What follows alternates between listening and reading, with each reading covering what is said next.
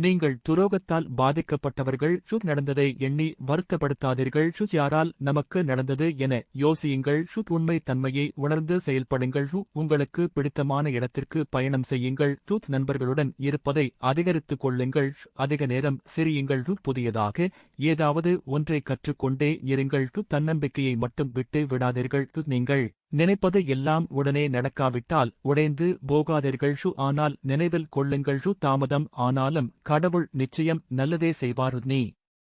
இழந்தது எல்லாம் தண்டனை அல்லது உன்னை உயர்த்துவதற்கு உன்னை தயார்படுத்துகிறார் உங்கள் வழியில் தடைகள் வந்தால் அது கடவுள் வைத்த சோதனை எனக் கொள்ளுங்கள் கஷ்டங்களை கடந்து சென்றால் நீ பெறப்போகும் பலன் பெரியது கையில் ஒன்றும் இல்லை என நினைக்காதீர்கள் கடவுள் அருள் உங்களுக்கு நிச்சயம் கிடைக்கும் உன் வாழ்க்கையில் நிச்சயம் மாற்றம் வரும் வாய்ப்புகள் நிச்சயம் உங்களை தேடி வரும் தினம் ஒரு விஷயம் செய்யும் போது சில பேர் போற்றுவார்கள் சில பேர் தூற்றுவார்கள் அதை பொருட்படுத்தக்கூடாது